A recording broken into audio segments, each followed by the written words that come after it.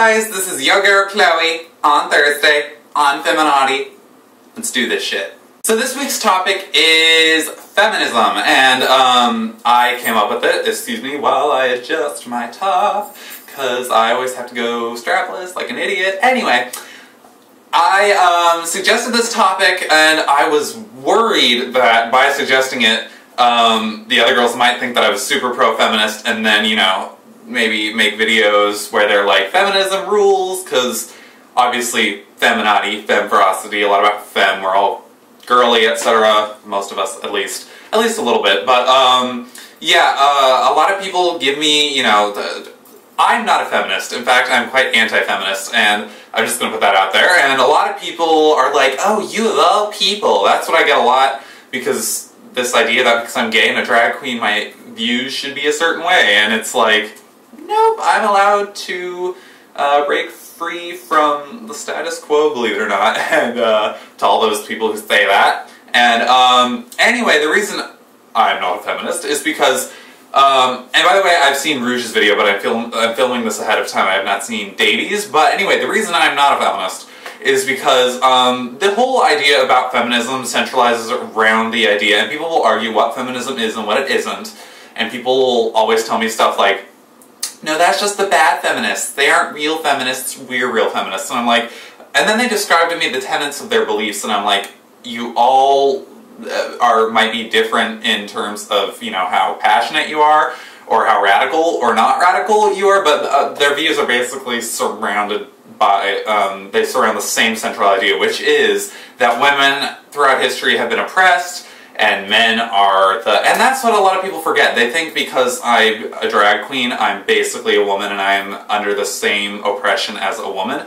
I'm a man under this, so when they say men are evil, men suck, you're including me. Just because I'm gay and I dress like this does not mean I'm excluded from that sphere that you are talking about. So anyway, yeah, I'm against that entire idea because I just think it's based in a half-truth, and that is that this idea that women and women only were oppressed, and the oppression that they are referring to generally is the idea that women were like in a box, you know, throughout history, is that women had to be the homemaker and men could just do whatever they wanted, but that was not the case. I mean, oftentimes the patriarchy, as they call it, is in place when times are tough. I mean, in places that are less developed, and, you know, places like, I don't know, the Middle East, big one, Uganda, areas like that, India, and, you know, places that are very overpopulated and less developed, the whole idea that women are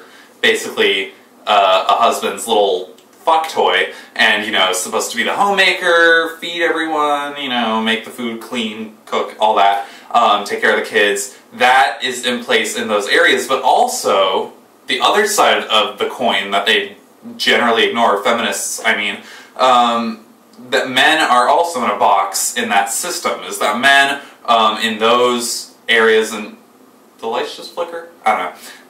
But men, you know, in the 50s, that's generally what they're referring to with patriarchy. A good example is 1950s, women had to be the homemaker, and the, you know, a good little fuck toy for the husband, but also the husband in those times and in places where this still takes place is 100% socially obligated to take care of the family, and he is as obligated to do that as the woman is to spread her legs for his pleasure and, you know, dress up, make him a cocktail, rub his feet, take care of the kids, all that.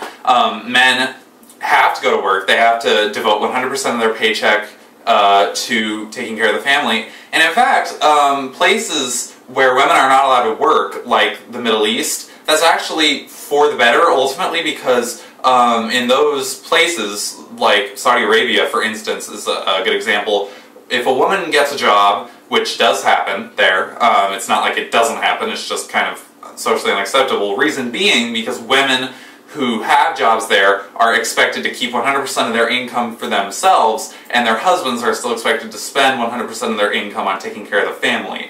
So if a woman were to get a job, she's basically taking a paycheck away from a man who needs it to take care of his family, and she is under no obligation to do that. And in fact, if a woman has a job, she is expected to not use it to help take care of her kids and even if they're starving to death, which of course most women would not do. They would probably spend them, but they're not supposed to generally. So, yeah, it's just, when there is oppression of women in a society, generally there's also oppression of men. And this feminist ideal is basically just saying, you know, no, it's only women, and the even sheer idea that men have any kind of oppression is just not... It's like with the voting thing. The reason women couldn't vote was because they weren't supposed to serve in the army. The right to vote wasn't just handed to people for nothing.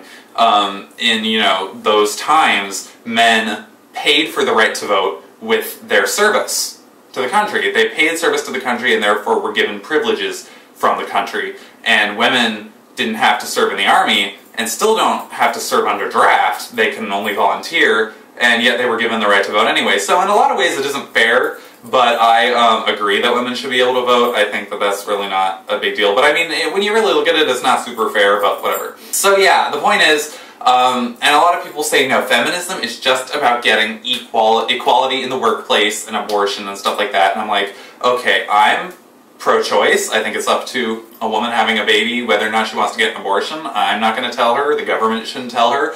But also, I don't think it's fair that women are heavily favored by the system when it comes to divorce. I don't think it's fair that they're heavily favored by the system when it comes to childbearing, because again, if a woman gets pregnant on accident, she has a choice, and the man who got her pregnant doesn't, and I don't think that's totally fair. But, so all these things that feminists stand for, that they think they should be getting equality for, really they want to be favored for, and they're already favored quite a bit by the system.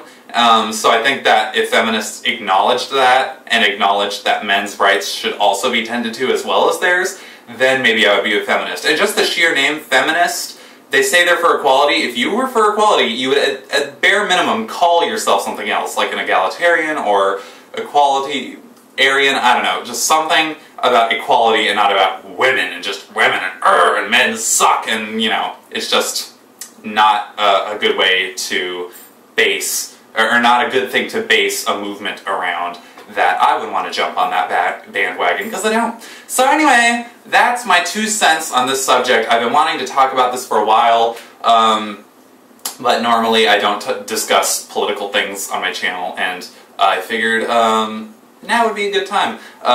Also, since I'm doing this for Feminati, I thought, what a great platform.